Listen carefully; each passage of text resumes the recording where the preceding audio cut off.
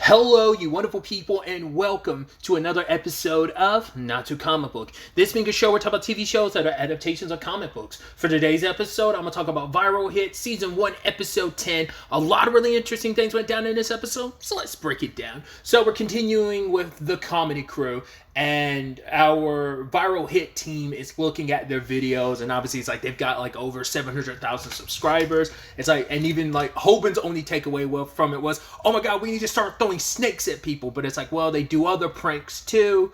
But you could tell immediately Gall started picking up on something because she's like, this editing, because she could probably started noticing like the way they edit around certain things, because obviously like, I mean, that's the beauty of editing. You can make anything whatever you can, for better and for worse. You can edit anything into whatever you want it to be, which obviously plays a bigger thing with the comedy crew, because like they present themselves a certain way, like they're likable and it's like funny, and convince people like, oh my god, that was actually really funny. Like, oh, I'm so happy to be a part of your YouTube video. Because usually you have to sign waivers for that to get people's permission, so they, for one, can't come after you complaining later on because, like, well, you signed off on this. So that could be a whole thing in itself, I'm sure, but they didn't really cover that. But it's like, I guess maybe if they can get her permission on video, maybe that's fine. But it's like because it's such a little thing, they're like, oh yeah, fine, whatever.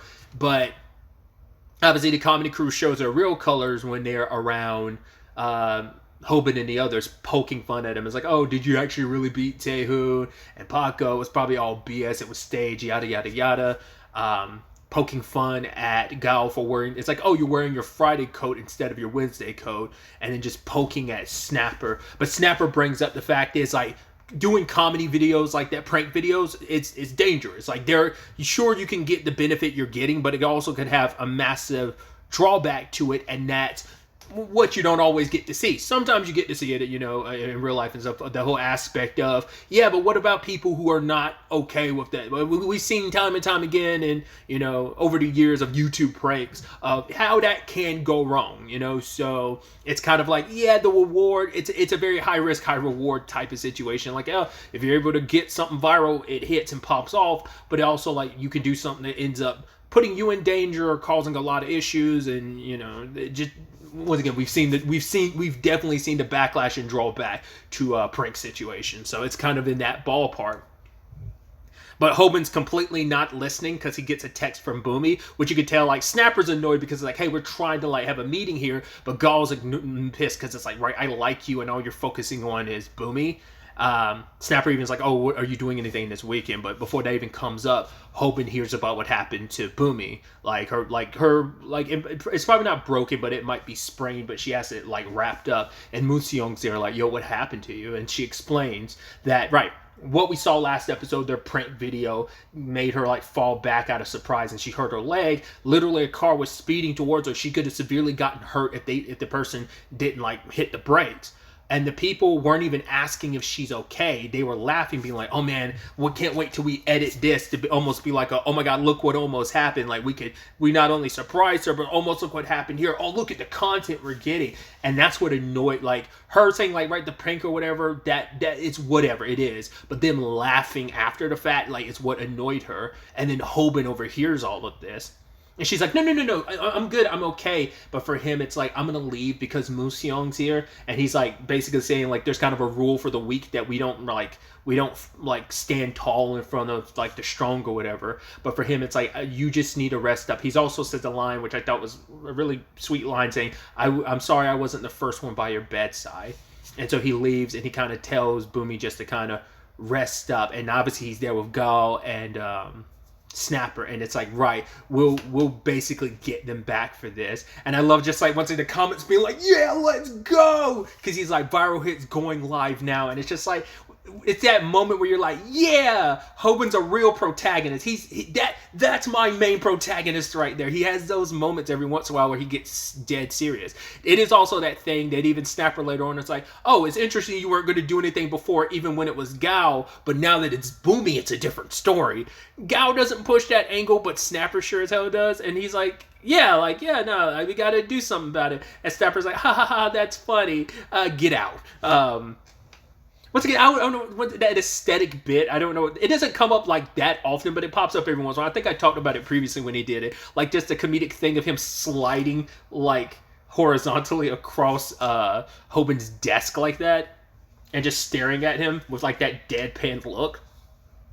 Because Hoban watched Somdok's video, and he even says this line of, "This is the first time I don't like want to follow Somdok's video." So it's like about trying to expose the comedy crew, because Snapper reveals, hey, there's also the like fake content type of situation, because he notices from their elevator, oh, like this lady was in an elevator with a guy, and it's like, yeah, that video doesn't make sense. Why did it take like 2 minutes? It shouldn't take 2 minutes to go from like the bottom floor to like the 7th floor in a 7th floor building. It's because she never actually pressed the button. He's actually really caught up on the details. Like I said, Gal picked up on something, but we don't really know. But like, she was examining the editing and she noticed something.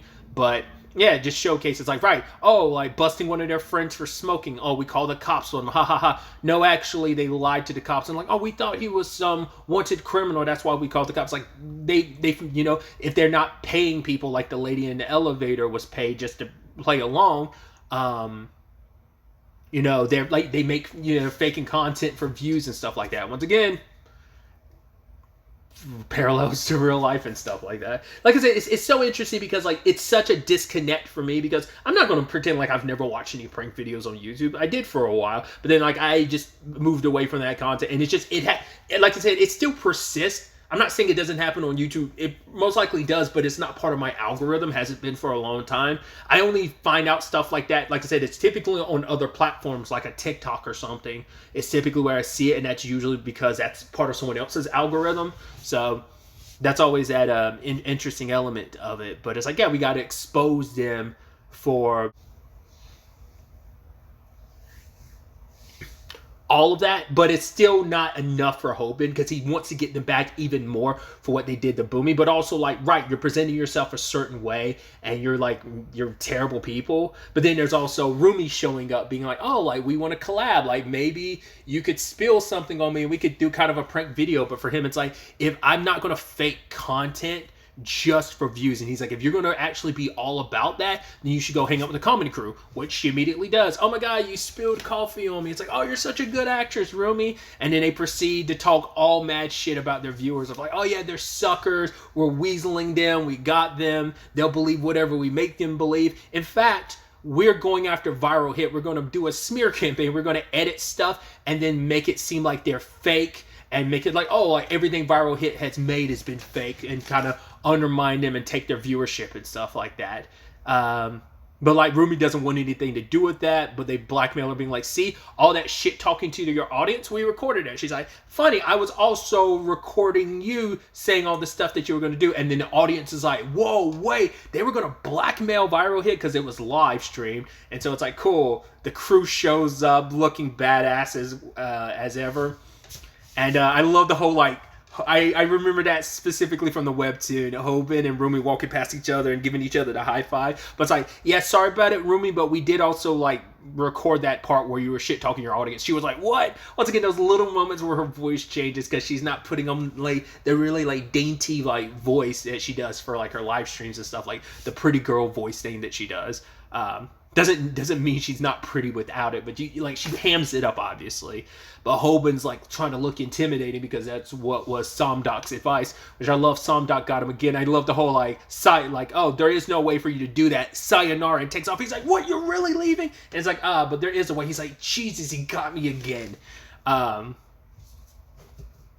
But yeah, basically, it's like to basically intimidate your opponent. And Hoban did it. Like, he's a little taller, broader shoulders. Because I didn't remember the shoe thing, but I remember the jacket. He has a jacket that makes his shoulders look more broad.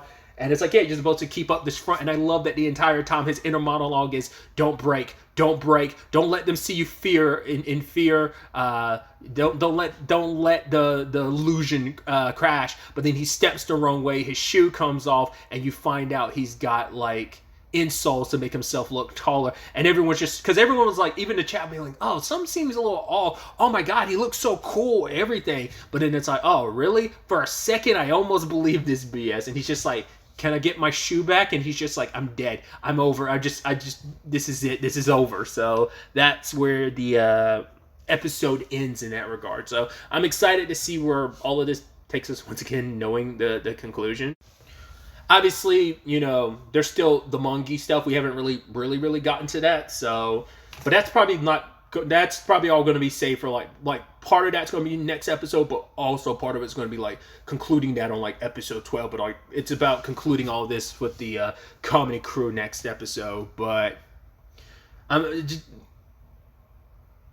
but once again, it's just always that thing of like, well, I know what the conclusion is going to be, but it's going to be interesting to see how that all plays out. Once again, it's been a hot minute since I've read the earlier parts of Viral Hit, so it's going to be a nice refresher watching it. But I do remember the conclusions, maybe not all the details of how we got there. Like, for example, how Hoban's going to fight 3 opponents at once, It's the first time he's ever been in that situation, fighting multiple. And I always like that. Like, obviously, you always have to up the scales of the difficulty of not only like the opponent and conditions under which you have to fight, but also the number of opponents.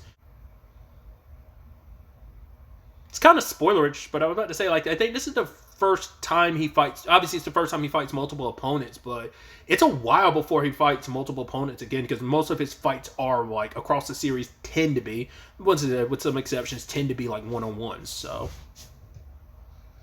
because you also have to once again remember these aren't professional fights; these are street fights. So, amateur versus insert qualifier for said opponents in whatever capacity, whatever their specialty may be, whether it's multiple opponents, yada yada, so on and so forth.